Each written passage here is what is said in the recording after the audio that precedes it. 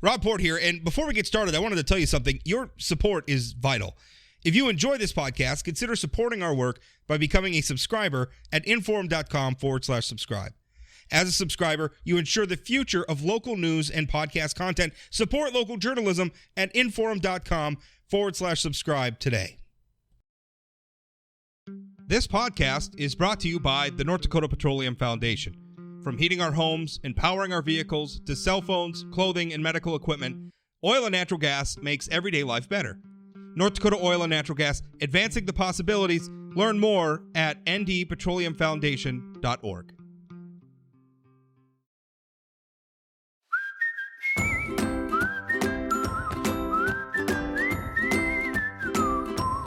Hello, ladies and gentlemen. Welcome to Plain Talk.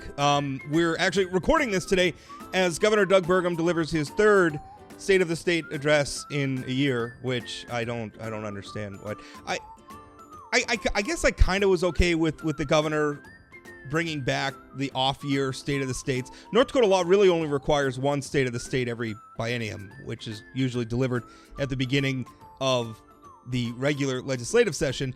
Governor Burgum began doing them in off years again, which is not unprecedented. Some previous governors had done that as well. And so he started doing that, but now we did one. We had one at the regular session, we had one at the special session, and now we have the off-year State of the State going on now, and it's three in a year. And gosh, I don't know. That seems a little excessive to me. I don't know. Maybe that's something we'll talk about with my esteemed guests. Of course, it's Wednesday, so Chad Oban's joining me to co-host, and our guest is my fellow columnist, Tony Bender, who always has something interesting to say. Before we get started, as always, thank you for everybody who's listening. Remember to, if you're listening to this on streaming, hey, consider subscribing via a podcasting app. That way you can be notified when new episodes come out. If you can leave a rating or a review of the podcast on whatever service you're using, that's pretty awesome too. And hey, subscribe to the forum so I can continue to get a paycheck. Inforum.com/subscribe, $10 a month. And you don't just get the Fargo Forum for that. You get the Grand Forks Herald, Jamestown Sun, Tickets and Press, all of our publications all over the place. It's worth it. You get to read my stuff, and I don't know, maybe you would like to read other people's stuff even more. I don't know, but it's lots of great content. You should consider subscribing. Also supports this podcast. All right, gentlemen, hey, let's Rob, go ahead. Hey, Rob, I noticed you called our guest esteemed, but I was just the normal I said esteemed. host. I said esteemed guests. Okay. Yeah. Although Chad's not really a guest because he's on every week. And you were suggesting that people might not want to read other columnists than you? What? No, I said you probably want to read other columnists. Well, you guys got to listen closer. I said probably want to read other columnists more than me. I was trying. I question if you really think the best pitch to get people to subscribe is that you continue to collect a paycheck. Yeah, I would do a little bit of research on that one. Market research on that one. I think it's a great idea. Help send my kids to college. Buy a subscription. I'm charming and funny. Of course, people want to support me. I'm not that funny. I don't know why I said that. All right, let's. Not that charming either. Well, now that the two liberals are already ganging up on me, Chad, why don't you just go ahead and say what you want to say about my column about Democrats struggling to recruit candidates yet again? Yeah, I mean, I was giving you a hard time before we went on air to see. I wanted to know if the forum actually pays you to cut and paste that column every 2 years because it's the same column. It's not exactly the same. It's not cut and paste, but it continues to be an issue. I mean, and the reason why I write it is because at this point in the cycle, I always feel like, well, I'm writing about this Republican candidate, and I'm writing about this candidate, and I'm writing about this primary race, and then I scratch my head and say, well, what's going on with Democrats? And, it's the sounds of crickets chirping.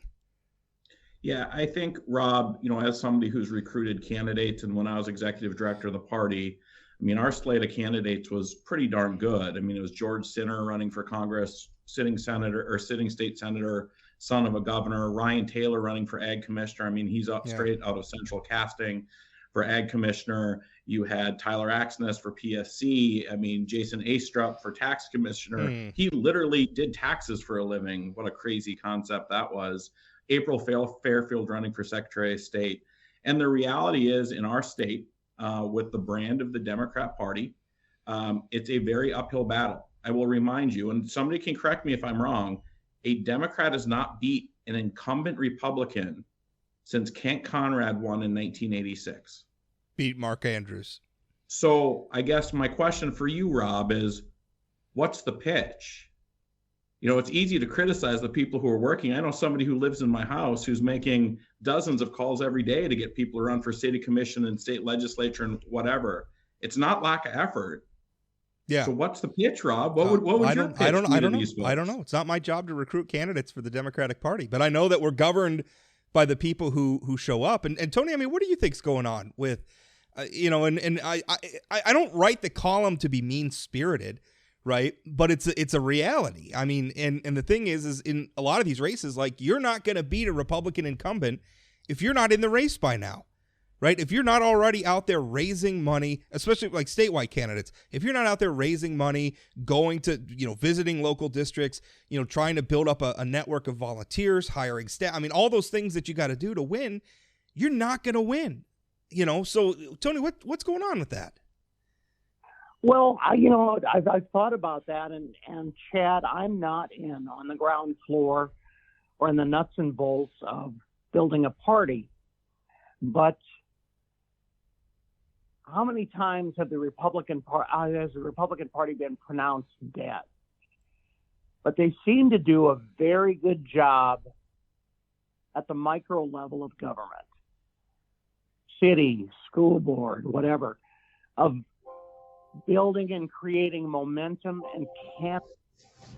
And I don't necessarily know if the Democrats are doing that. It seems the party feels like it's missing the middle of the country. It's very East Coast or West Coast centric. And that's my observation or guess looking in. I'd be interested to see, Chad, what you think of that. Yeah, Tony, from a national Dem perspective, I can't agree with you anymore. I mean, I think that as the country is becoming more polarized, the Democrat Party is becoming more coastal and often more urban. And you see it all over the country. And Rob and I have talked about this. This isn't just a North Dakota problem. I mean, the Democrat brand in rural areas, people who, you think about rural eastern North Dakota, which, District 26, east of where you live, Tony, through the central, those were a lot of Dem legislators came out of that area over the years. And now those are districts that are widely uncompetitive because of the rural sprinting away from the Democrat Party nationally. And when I was watching the results come in the 2018 U.S. Senate race between Heidi Heitkamp and Kevin Cramer, when I started seeing Heitkamp losing like Griggs County by like 10 points, that might not be right, but it was losing a lot of those rural Barnes eastern County, counties, was losing them by significant margins. I thought, wow. I thought she's going to lose, and it's not going to be close.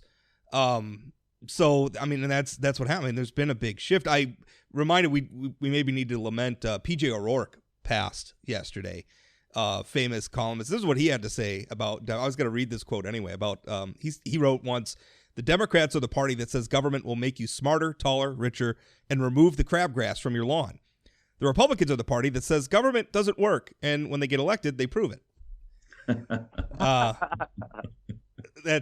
don't know how true, but that is kind of the problem, right? Is it's always the Democratic brand. That's always every year. It's like, well, it's hard to win as a Democrat. Like, you got the Democratic brand hanging around your neck.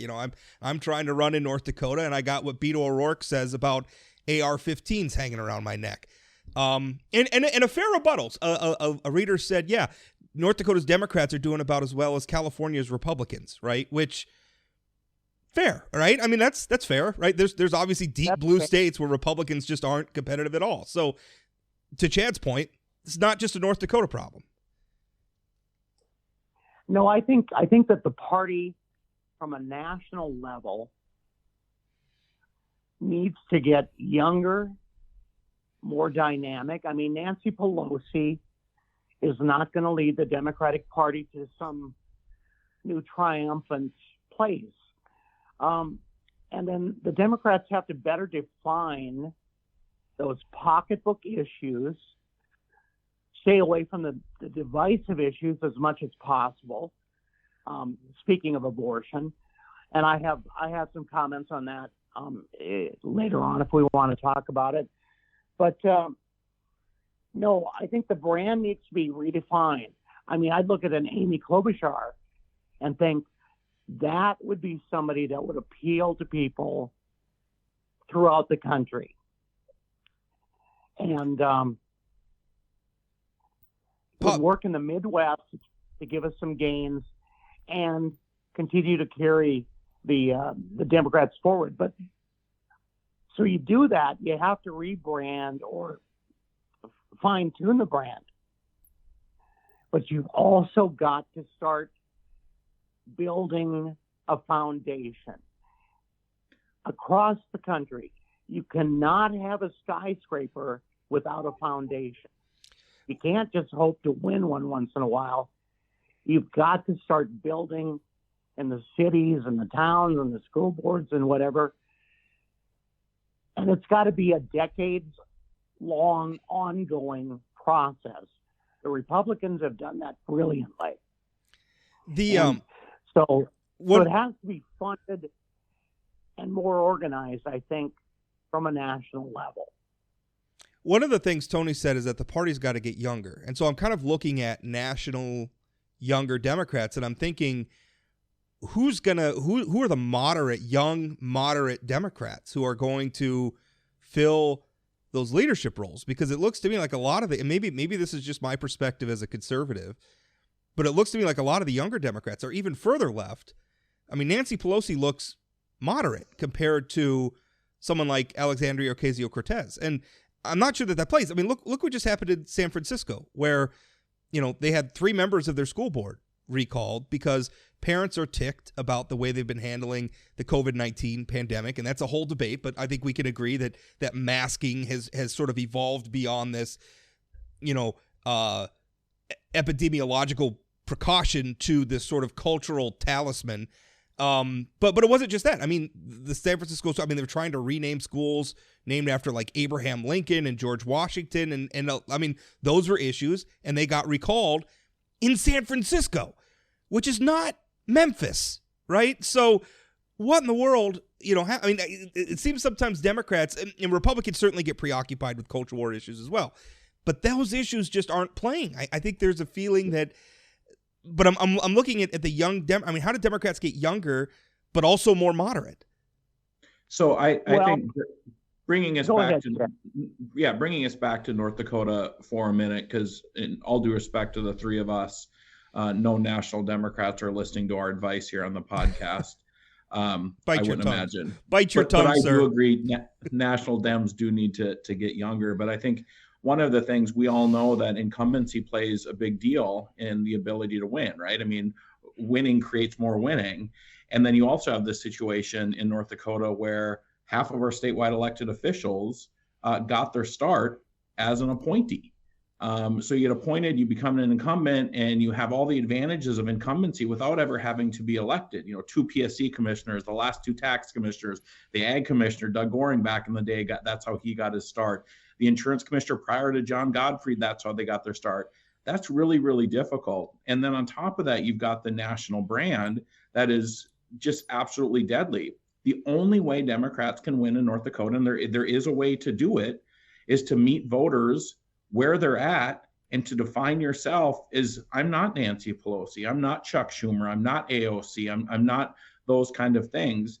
And that's a hell of a lot easier to do at a local level than a statewide election. I mean, you can't go and knock on all doors if you're running for insurance commissioner around the state. But if you're running for the state Senate District 35, which is overwhelmingly Republican, but has elected Aaron Oban twice and Tracy Potter once in the last 20 years, you can go out and meet people. Tracy Potter running again, and in fact was on the last episode of this podcast. So, those are all fair points. So let's switch gears a little bit and let's talk about an issue that's related to this.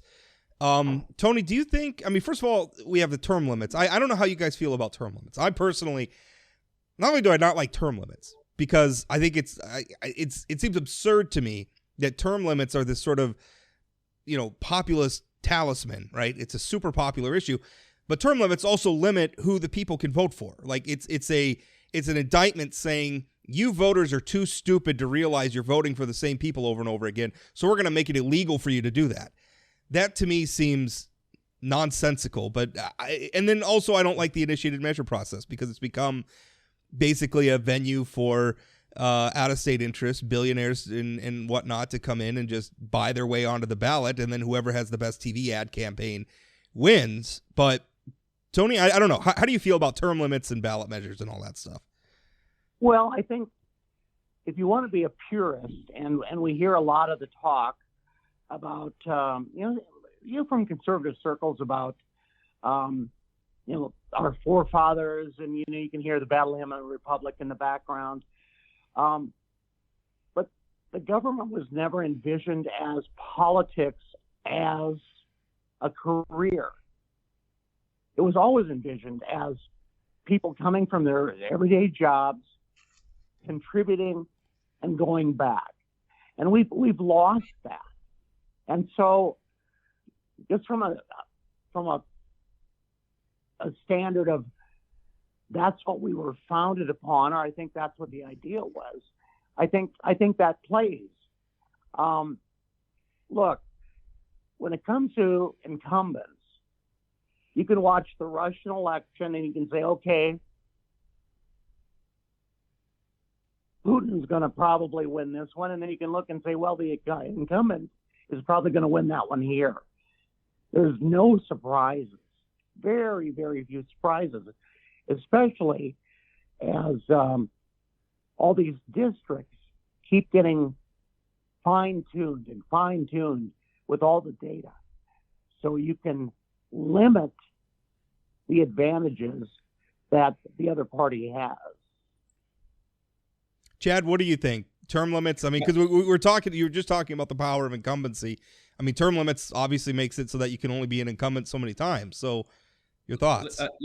I'm against term limits generally. I'm very specifically against this measure because I think 8 years in either chamber, I think that we've talked about this. It's good to have some institutional memory in these chambers, people who know how the process works. If it's every election, you are having, a quarter of the people are new or half the people are new. I think that's a problem. I also look at the legislature right now, and there are plenty that I would like to see go. But I'm not sure the people coming behind them are any better than who's there right now. So I don't think term limit solves the problem. The other thing I would say is, and we've talked about this on your show before, the legislators who are on the sponsoring committee. Tom Kading has served in the House for 8 years already, and he's running for re-election or probably running for re-election. If term limits is such a great idea, then self-govern yourself and don't run for over 8 years. Yeah, most of the law. I think most of the lawmakers who are on the sponsoring committee for the term limits ballot measure have been in the legislature, including Rick Becker, although he's announced he's retired, have been in the legislature for more than 8 years. And also, I just want to throw some data out here because when the term limits issue first came up, this ballot measure only applies to governors and lawmakers. So I went back more than 2 decades. I went back to the 2000 cycle. And I looked at like how many lawmakers are replaced every year, right? Be it, and obviously I'm not just looking at lost the election. I'm looking at, didn't run again or died. I mean, for whatever reason, they left their seat from one cycle to the next. And there's a turnover rate in North Dakota's legislature from 2000 to the 2020 cycle of about 15% every 2 years. Which means that within 8 years, 4 cycles, which is, what the term limit this Constitution would set out, you're talking about replacing theoretically 60% of the legislature. Now, obviously that doesn't hold because some seats are going to turn over more than others. But I mean, I don't see a problem. And also, like, for governors, we've had exactly 2 governors in state history who have served more than 8 years. John Hoeven served 10 and William Guy served 12. So I guess I'm looking and I'm thinking, where's the problem? Where's the problem, Tony? Well, I'm looking at this strategically from the view of a Democrat. Oh, great. Thanks for putting your partisan goggles on, Tony. Good job. Well, no, but realistically, this does not hurt the Republican Party. but because they've got a stronger base, a stronger infrastructure, a stronger foundation. But as you start chipping away at Democrats, you could actually get to the point where you have really good, solid Democrats who are moderate, who work across the aisle, who really know the issues, who really bring a perspective that's needed. You could see them moved out. And of course, anytime a seat is vulnerable, the Republicans have a very good shot of taking it in North Dakota. So just from a strategic partisan view, I wouldn't want it as a Democrat. I wouldn't. Yeah. And I think you're right. I think in terms of partisan advantage, this probably hurts Democrats more than it hurts Republicans. But again, I just can't get around the idea that voters, if you want to keep, Bob Martinson's been in District 30. We're going to talk about District 35 the whole show. Bob Martinson been in District 35 for over 40 years. Rob, that's not fair. He became tourism director for 2 years in the middle of that. So. Yeah. Cumulatively, over 4 decades. But he, by the way, we have a lot of tours. Like Tracy Potter is a former tourism guy. Just fun facts about District 35 today. But the thing is I don't like, obviously the voters in District 35 like the cut of his jib, right? I mean, it's not like he hasn't been challenged, and he's won, consistently. So what's the problem with that? Yeah. That seems so. I think the will of the people. A couple things. One, I think term limits and the people advocating for them, it's good politics, right? I mean, people on face value like term limits. They like the idea of term limits if you don't have to think about it too much. I mean, Doug Burgum ran on getting rid of the good old boy network and supported term limits when he ran for governor the first time. If you saw commercials, and I would bet he's running for a third term. If I had to place a bet, I don't know anything, but if I had to place a bet, he's running for a third term. Well, if I was running against Doug Burgum for a third term, I would run his commercials from whenever he ran the first time. Yeah, and that'd be a lot of fun, and I'd write about him, and then Doug Burgum would get 70% of the vote. Okay, that's a fair point. I think you're making my point from earlier. Yeah, very well for me. Thank you. Yeah. But I think it is good politics to say you're for term limits. I mean, the Burgum PAC last election was all about running commercials for these legislative candidates about term limits. But the other thing that's happening is with all the retirements this session, I mean, when you start thinking about Chet and Rich Wardner and Joan Heckerman and Nicole Pullman, I mean, those folks have been there for a long time. The people pushing for term limits are making the legislature so terrible by, bringing all this crazy stuff up and fighting and being so abrasive. They might be doing term limits on their own by just pushing out all the good people who've been there a couple of decades. Well, that's a whole other show that we've actually done before, and we're governed by the people who show up, which is part of the problem. Let's talk about the initiated measure process, because I think Chad just made a really interesting point, is that on paper, people like term limits, right? Because it kind of speaks to that sort of outsider, anything that's sort of anti-incumbent, especially in this political environment. Or that is seen as pro-outsider. I think there's a very large faction, I would say even a majority of the electorate, that's just going to lap that up. And they're not going to spend a lot of time maybe thinking about it philosophically, or thinking about why are these people in office so long? Well, people are voting for them, which to me speaks to a problem with the initiated measure process in general. I don't see, it's one thing to have a referendum, right? So where you're going to refer an issue to the ballot because the legislature passed something, the public finds it atrocious, so they get the signatures and they exercise essentially a veto. That makes sense to me. Recalling politicians, right? A politician, I don't know, it breaks the law or something, does something really egregious, and so the citizens collect signatures and they recall that politician. That makes sense to me. Legislating at the ballot box, where oftentimes you're dealing with very complex concepts of law, and we think about some of the past ballot measures, Marzy's Law, which was very complicated. The Ethics Commission issue, very complicated piece of policy. We're legislating this at the ballot box, right? We're debating this on the campaign trail. I don't think that these are the appropriate venues for these sorts of complicated questions. And then there's the fact that the initiated measure process is supposed to be this sort of grassroots, citizen-led, volunteer effort, right? Everybody who beats their thumps about, the power of the people, that's how they're portraying this. But in reality, most of the signatures are gathered by people who are being paid to gather signatures. They're not citizen activists. They're not, necessarily gathering signatures because they believe in the issue. They're getting a paycheck. Tony, I look at this process, and even aside from how you feel about term limits or any of the other issues that have been on the past ballot, this is something that's got to change in my mind. What do you think, Tony? Well,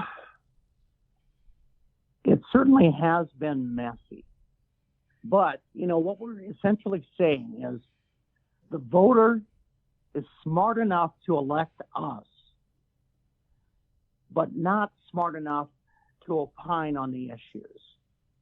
And, that's kind of it's kind of a dicey argument. You heard a South Dakota legislator make that on a marijuana issue. He just basically said, well, people didn't read it. Well, that could be. Do you think everybody knows everything about every politician? I don't know. I think it's status quo. But I would argue that electing a candidate is a different question than legislating, right? Legislating, you're putting words in the law. Right, you're electing a candidate. You're electing somebody who's going to represent you, who's going to make decisions about the law. That, to me, that's a very different question than legislating. You don't think lawyers and smart people and constitutionalists are not involved? Of course they are. You gotta pass the bar. It's got to be legal. You got to get past through the process. So it's not like somebody sitting down with crayons and penciling this out and say, let's go do it. The recreational marijuana ballot measure that passed a few years ago, they forgot to decriminalize recreational marijuana in the measure. The legislature had to fix that. I mean, sometimes they are literally sitting down with crayons and don't know what they're doing. Well, let's talk about the legislature here. We've seen a propensity from the legislature to try to override the will of the people.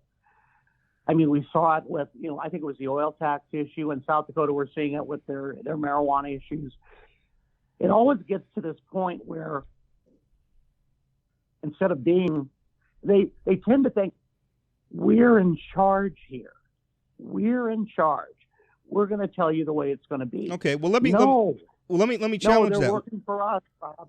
North Dakota for a long time, and it's the courts have vacated it now, but at one point, a very strong majority of North Dakotans voted to put a ban on gay marriage in our state constitution. Now, subsequent to that, in the legislature attempted to overturn. Was the legislature wrong to try to overturn that amendment? Was that them not respecting the will of the people? Well, I think we can find places in history where they've been wrong. Yeah. My argument is the electorate is often wrong on issues. My argument is that trying to measure often wrong on who they elect. Yeah, well, I think that's fair. I think the electorate often wants contradictory things. I don't know. I am not as smitten with direct democracy. And if we want to talk about what the founders wanted, American system of government was not organized around direct democracy. In fact, in a lot of ways, it was organized to avoid it. And I would argue because public opinion is a fickle thing, perhaps now more than ever. Hey, Rob, I got some viewer feedback after last week's show from my mom that I didn't get to talk enough. So I'm going to be a little more aggressive here to make Alice Oban happy. So one, I think, again, you and I've talked about, I trust voters more than you do. You consistently don't think they're smart enough to vote on things. I disagree with that. I don't think acting collectively, I don't think they're smart enough to legislate at the ballot box. Yeah, and don't get me wrong, I get frustrated when people go into the ballot box and don't have enough data points to vote, like the fact that 90% of North Dakotans vote based on a D or an R behind somebody's letter or name and don't know anything beyond them. I think that's a terrible way to go about voting. I think that if there's problems or concerns about the way initiated measures are written, like the decriminalization of marijuana. I think the legislature should simply give access to legislative counsel to people who are initiating a measure to make sure that it's properly written and in proper form, and we don't have any problems with that kind of thing, to make sure. And that's something that's been discussed in the past and should absolutely be done. The same way legislators have access to legislative counsel to write the bills. It's not like some legislator is using color crayons to write their own bills. They have access to people who do those things for them. Some of them are.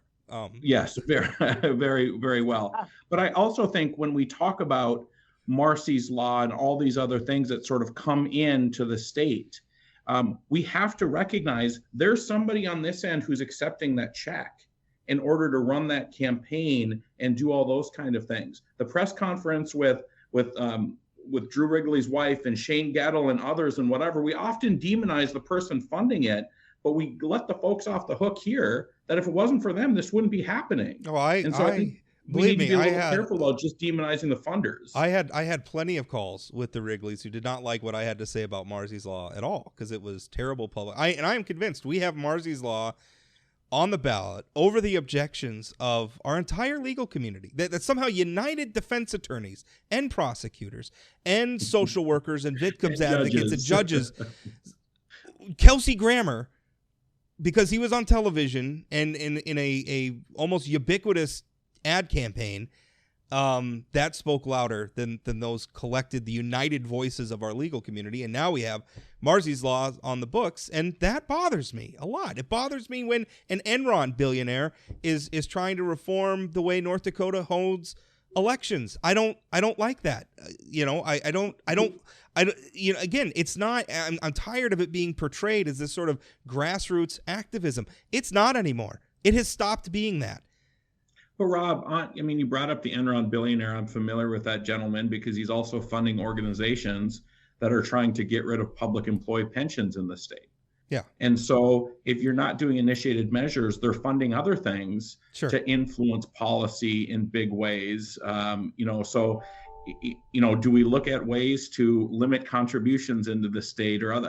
I don't think we want to go down that route either. I don't necessarily. I think any individual's free to spend their money how they want, and including engaging in the political process. My problem is that the initiated measure process completely short circuits the very rigorous process we have in the legislature that has checks and balances, multiple, we have two houses of the legislature and they both have to agree. And then the governor has to also sign it into law. Like, those are checks and balances. Where are the checks and balances for the initiated measure process? So Rob, but what about the group of people? And we've talked about it, with school choice and other things, where you go to the legislature, you have a great idea, you go through the House, it gets killed, you go through the Senate, it gets killed, you do that session after session, but 75% of the people want it. Do you really want to eliminate that option because we trust 141 legislators more than the 700,000 people in the state? I think maybe we just have to be really careful. I think so. Listen, if I had my way, I'd get rid of the whole process. I would rip it out of the Constitution and throw it into the garbage. Because I think direct democracy is terrible. But recognizing that's the Don Quixote in me tilting at windmills. Although I like the Man of La Mancha version of that better, right? Because tilting, it makes it sound so pejorative. It's so fruitless. I like fight the impossible fight, right? Dream the impossible dream. And I like it to be more romantic when I'm tilting at windmills. But I'm willing to accept reforms to the current process. That's what I would like to see as reforms. One interesting idea was that a bill would have to be introduced at the legislature first, right? Introduce it at the legislature, and then if it fails there, then you can put that bill on the ballot by collecting some number of signatures or whatever. I would like that. At least try the legislative session first. Rob, why in the world would you try to take power out of the hands of people? You're just basically saying we got to let the legislators be our mommies and daddies. Because I don't want to be. I would rather be governed by lawmakers, as dumb and venal as they often are. I would rather be governed by them than the mob. Well, we're a long way away from a direct democracy that you fear. And are we? I think we're all. Are we? Because international commerce between the United States and Canada has been flummoxed for weeks now. You tell me that we're not slipping into a sort of populist hellscape? Well, we'll see. We'll see. I don't think so, but I have a headline for this podcast. Rob Port wants to take power from the people. Yeah. Well, that's always the refrain, right? That's not gonna play with anybody. Thankfully, Rob Port never has to appear on a ballot anywhere ever.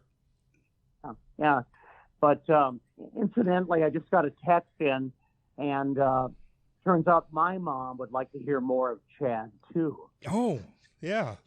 I am huge with the liberal moms. I was never that popular with moms. I don't know what it is.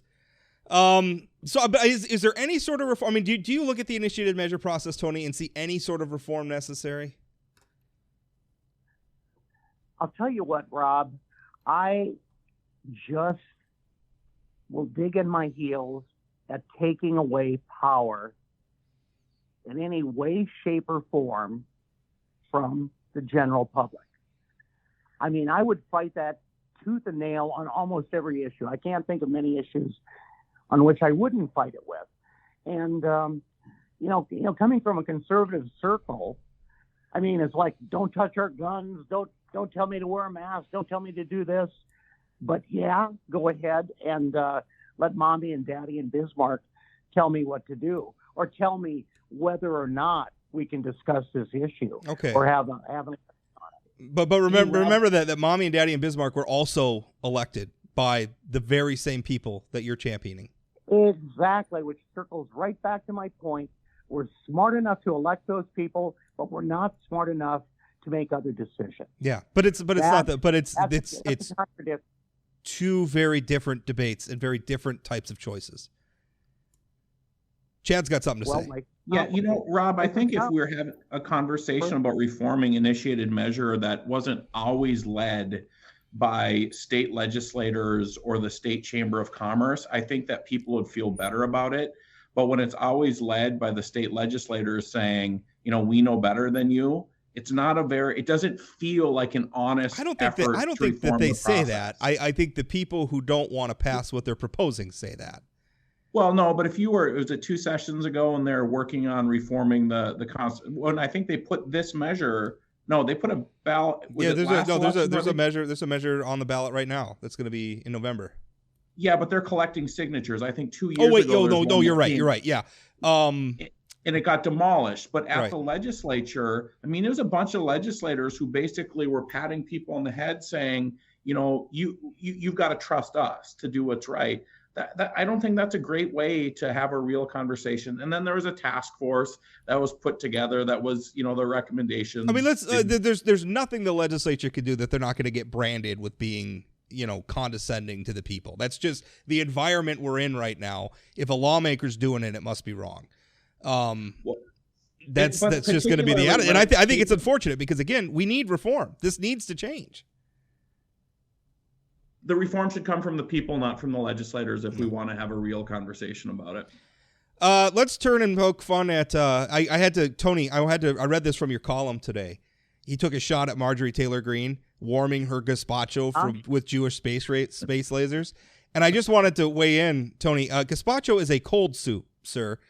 That's why it's funny, Rob. I don't know what kind of a Philistine. That's why it's funny. I don't know what kind of a Philistine is warming their gazpacho. That's why it's funny, Rob. Is it? Come on. All right. I'm not funny, so I'm not a good judge of these things. I know. Oh, yeah. You're the guy to judge a humor column. Come on. No, I'm a humorless conservative. Well, that's redundant. Go ahead, Tony. I thought it was funny, even though Rob didn't get it. All right, so let's talk about the 22 elections that are heating up. Rick Becker running for U.S. Senate. I think we can agree not going to do it, but I think the more I think about this, it's really about, and especially as we're seeing more and more sort of Bastiat aligned, people aligned with sort of Becker's faction of the North Dakota Republican Party, as we're seeing more of them jump into these legislative races. I think the Becker campaign And Tony, I think maybe we could start with you. The Becker campaign is really about firing people up for those candidates and trying to have somebody at the top of the ticket who can generate momentum for those candidates down the ballot. What do you think? You know, I have a hard time figuring out Rick Becker. I mean, I suppose that's it. But, you know, every time I look at something with Rick Becker, I just think it's narcissistic and ego-driven, and you know, a quest for the spotlight. So, how much of a strategy is behind this? I really don't know. I don't know with this guy.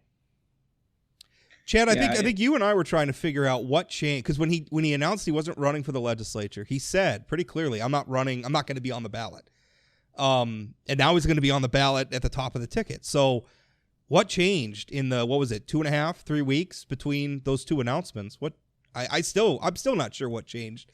Yeah, I'm still not sure either. And I think that your theory here of trying to gin up enthusiasm at these district conventions, a lot of which I think are this week, where there's contested races, or in the next couple of weeks, is a good one. And I still go back to if Jessica Bell, Bob Erbely, Dave Elke, Terry Wanzik aren't conservatives, I don't know what a conservative is in this state. I mean, all of those guys are getting challenged from the right. I mean, sort of the Trumpers, and it's not like these guys have liberal voting records.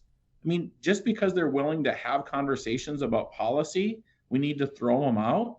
I mean, it's another reason to not support term limits if this is the other option. I mean, again, I like all these legislators. I don't agree with them on a whole heck of a lot. But for some reason, I don't get it. I don't get the thought process, and I hope the voters see through what Becker and his ilk are trying to do out there in the countryside. There is an argument to be made. We talked about one of the struggles that the Democrat Party has in North Dakota is that their brand, obviously perceived often through the lens of national politics, is probably too far left for the average North Dakota voter. I do think, and maybe it's hard to believe given, you know, the political environment and the election outcomes of the last couple of decades, I think it is possible to go too far to the right in North Dakota. And I think these guys run the risk of doing that. I think this came up when we saw, you know, several legislative sessions ago, you know, we saw the big push on a lot of abortion legislation, and a lot of that stuff ended up on the ballot. And it lost because it was just too far to the right, at least on that social issue, for the average North Dakota voter. It lost. So, you know, I think there is a very real danger here for North Dakota Republicans of going too far to the right. I think a lot of the success of the North Dakota Republican Party has been built on, at least from the perspective of the probably already conservative-leaning North Dakota voter, pretty moderate, pretty pragmatic governing. And what's being challenged, I think, are pragmatic, thoughtful lawmakers, like Chad said, who are willing to reach across the aisle, are being challenged by people who want to, you know, basically get their policy platform from a Tucker Carlson broadcast. Is that? I mean, what do you think of that, Tony? Well, out here in what has been District 28, I had a friendship and you know, a good understanding of a guy named Billy Kretschmar, who was just an institution. And the only man I could see go from a full slumber on the floor of the legislature to answering complex parliamentary questions at the snap of a finger. The man was amazing. Well, I honestly think he suffered from narcolepsy. He would sleep through our fantasy football draft and won the trophy one year. But he was going to win, you know, probably forever, it seemed like. I've known Erbely, and I respect Robert Erbely a great deal. Like Chad, I don't agree on many issues, or I would say there probably are quite a few issues that I would agree with him on, but there's some that I don't. But I've been able to sit down with him, and I find him to be a thoughtful listener. Now, this is a guy who told me, I don't know if he wants this revealed, but, he wore sandals and long hair in college, so he's a guy that has evolved to where he is. But I found those two in particular, to be very thoughtful, good, solid legislators. Well, then, we had some very good active campaigning, by good I mean efficient, from Jeff Magrum and the people backing him. That was not a step up from Billy Kretschmar. And I get along fine with Jeff. And we've talked, as he was running, we talked, advertising, because he was doing that, and I always do the best job I can for every candidate. But so I always gave him, my best assessment of what the situation was.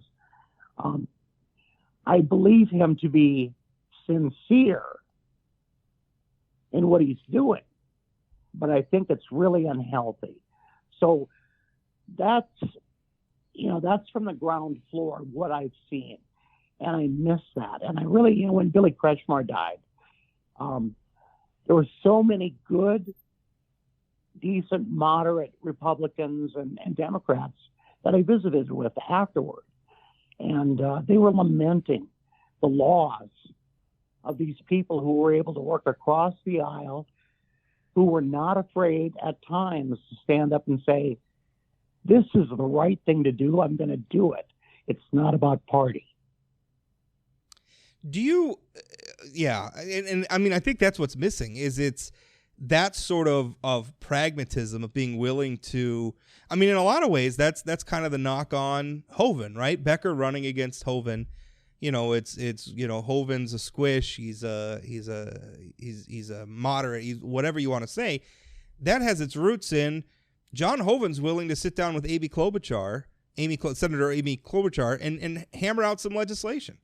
Right? I mean, to me, that's how it's done, right? Like it or not, if you want to govern, you got to work with people you disagree with.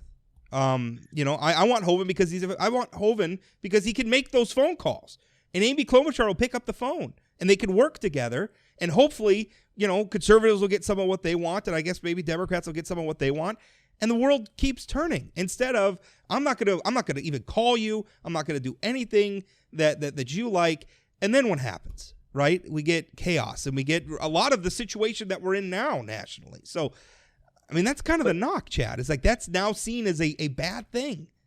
And I think it's more than just like the willingness to work across the aisle. I think, some of the people, and I mentioned some of them, the Wanzicks, the Erbely, the Bells, the Elkies, these are people who are really digging in and working on real policy.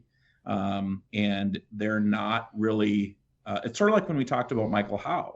Michael Howe's not somebody who's sitting on the floor, jumping up on the floor and yelling and screaming and whatever. It's almost like these guys are getting punished because they're not just focused on the Tucker Carlson bills. The fact that Jess Unruh is focused on the coal industry for coal country is somehow a bad thing rather than, focusing on these Tucker Carlson-like bills. That's a problem. Because it's going to lead to a situation where the sort of workhorse people who are digging into policy, trying to do right. I mean, the reason why people should go to Bismarck, right? Not to get on the news and scream on the floor, but to actually get policy done. Those people are going to see a need to get more involved in the Tucker Carlson-like bills in order to win a convention, in order to win a primary. And I think that's the biggest problem. I don't think these people are necessarily getting hit for unwillingness or for willingness to work across the aisle. It's because their priorities are the right priorities rather than these messaging bills that a lot of the people the deeply important. I don't want to make it sound like they're not important, but like the unsexy things, right? Like let's make sure our North Dakota Highway Department facilities are spread across the state in a way that both allows for efficient plowing of the roads without costs going through the roof. I mean that's boring, right? Until you're trying to drive through a blizzard and you want the roads plowed, right? I mean, so much of it just seems self-defeating. But if we look at this last legislative session, Tony, I mean, you look at during the regular session, we had the ban on mask mandates that passed. I think a lot of I don't think the majority of even Republican lawmakers really wanted that bill, but there was a rally and their inboxes got flooded with email and they felt like they had to pass it. I don't think Governor Burgum wanted to sign that bill, but I think he signed it because the party, in a lot of ways, they're afraid of their base. He didn't sign it. He didn't sign it. You're right. You're absolutely right. He vetoed it. You're right. Thanks for correcting me. He vetoed it, and the legislature overrode his veto. During the special session, I don't think that there was really a huge appetite to do anything with vaccine mandates. But again, there was a big rally, and there was a muscular display of a very loud. I don't even know that I would argue that those people represent the majority of North Dakotans, but I think they represent the majority of people who were heard from, and again, we're governed by the people who showed up. So I think in a lot of ways, the Republicans specifically, they're afraid of their base. Well, that's exactly what's going on.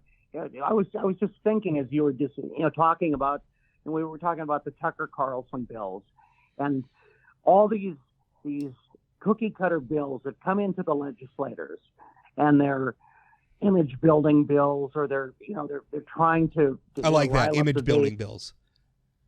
Yeah, but the thing is, from your end, not to point fingers, but you were pointing about all these outside influences on initiated measures and all that money and everything like that.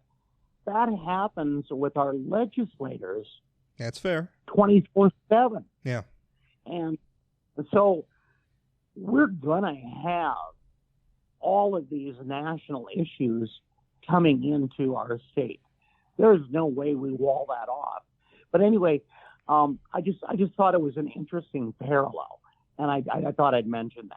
No, that's a fair point. I mean, there's left-wing groups and right-wing groups that bring in model legislation, and they push it, and they get a local, they modify it to sort of fit North Dakota's particular circumstances, and then it gets introduced. I mean, that happens all the time, and that's a fair thing to be critical of. I think at the end of the day, what we need is the voters to want serious, level-headed lawmaker. I think you almost need the electorate to want boring leadership. But we've been conditioned to want entertainment from the politicians, right? It's just it's like sports or reality television. In fact, we literally elected a reality television star to the White House. Reality television stars have run for Congress. I mean, Dr. Oz is running for the United States Senate in Pennsylvania. It's become the entertainment industry, and that shouldn't be our priority. Like, a lot of the very good lawmakers in the legislature are boring. I don't mean to insult them, but they're boring people, right? Because they're just normal, and they're just there to carry out the citizens, and I'm speaking against interest here, because it's great for me to have interesting people to write about, but we need boring, Chad. The public needs an appetite for boring again. What I think, going back to Tony's point, the one interesting thing about having sessions every other year is, as you know, I follow public education rather closely. I see what's happening around the country right now with bills to force teachers to have their curriculum up for the whole next year online, so parents can opt out of specific parts of the curriculum. What? Or putting a camera in every classroom, whatever. That's happening in Indiana and all these other states this January. I guarantee we're going to see it next January because it's getting national press, and people are, they like the attention. Teachers are going to have body cams. Yeah. Oh, yeah. And the thing about that, what a bunch of snowflakes, by the way, Tony. Like, what are you afraid of? I am obviously very involved in politics, and I have very strong feelings. I don't spend a minute worrying that much about what my kids are going to be exposed to, at least in terms of, like, philosophical things or political things or whatever. Listen, I make my case to my kids. They see how I live my life. They've watched their dad make his arguments or whatever. My adult, she disagrees with me on some things, agrees with me on a lot, but I'm not afraid. Like, I feel like I've instilled the basics in them. Work hard, be honest, try to be kind, try to be self-sufficient. And, from there, they're going to find their own path. Like, what are we so afraid of? Look, this teacher issue really hits home with me because I have a younger brother, who served two terms, two hitches in the U.S. Army, in Russian intelligence and used that to educate himself to become a teacher. And he was a good football player. He wanted to really teach things like history, social studies. He didn't want to be providing a fluff class while he was just mainly a football coach. This guy traveled multiple times a year when he could. He would go to Gettysburg and different sites, historical sites. He dug into the history. He was so respected that recently, a couple of years ago, the graduating class wanted him to give the commencement speech. This is a guy, I've never even known what his politics are. I never really knew. Didn't matter. He was teaching what was going on. Recently, he shared an email from, about a discussion that he had. A parent was upset and accused him of, anti-white rhetoric by talking about African culture and comparing it to Europe at a certain time frame. So this guy, who also, led the charge on teacher labor issues, not because he's a lefty or a righty, because it was the thing to do. I mean, his health care was taken care of, but he went after other health care to help build that up for the teachers. He taught his class the truth about Columbus and the cruelty that surrounded Columbus. And he led the charge and became a liaison with the tribe in Minnesota, in Red Wing, Minnesota, to change it to Red Wing Day, Chief Red Wing Day. So there's the background. He retired just recently because of the politics of this. It's just not worth it anymore. And he's going to be missed in those hallways. I would argue he's probably the most popular teacher in the school. But a guy like that, who's not afraid to go nose to nose for the right things, is being pushed out. He's just tired.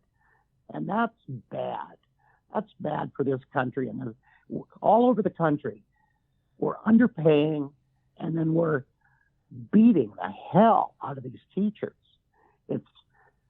It's ridiculous, and it's really, really bad for this country right now. And education is not the only venue for this. I mean, I see a parallel in, it's the same impulse. Like, you're afraid my kid might hear something that I don't like in the classroom. Is the same impulse for the people who are going after Joe Rogan, because people on Spotify might hear something that I don't like from Joe Rogan or something. It's the same impulse. Stop it. But I think, Rob, what Tony got to, and I think that was a great story, because I think it really exemplifies what's happening across the state and across this country.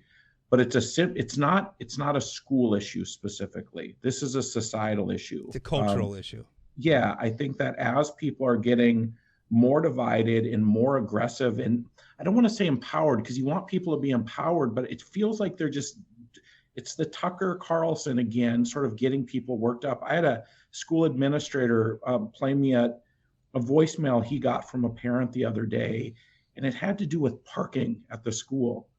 And this parent was like threatening his manhood and saying, "You're not man enough to take care of this, and you don't have the balls over parking and picking up kids," and just the aggressive nature of the way that parents are talking to, and you wonder what these kids are learning at home. But then you're also seeing that play out in like retail stores where somebody didn't get the 10% discount they were supposed to get, and immediately their anger is at 11 and they're screaming, and I want to talk to a manager. You're making me wear a mask or whatever. I mean, it's just that it's everywhere. And on that note, this bunch of Eeyores is probably done for the podcast for the day. Tony, thank you so much for coming on. I appreciate it. Yeah, it was great visiting with both of you. Thank you so much. Thanks, sure, Tony. And Chad, as always, thanks for coming on. Appreciate it. Well, I'll let you know what Alice thinks about my amount of speaking time. Okay. Okay. Well, Tony really hogged the airtime, but I tried my best to do it. Well, my mom's really concerned that we're going to lose the Oban bump if you don't let me talk. Yeah. Well, that's fair enough.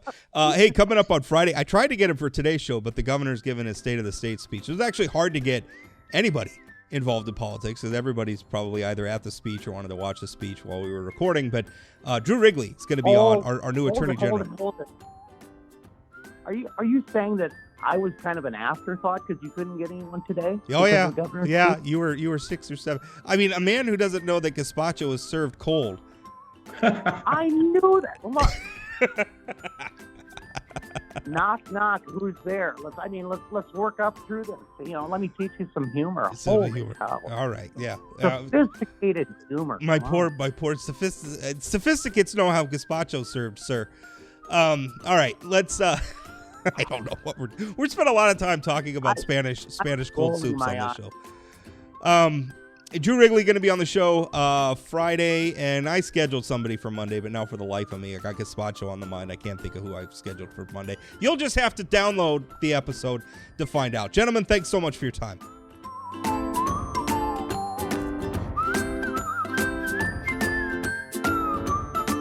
Enjoying this podcast?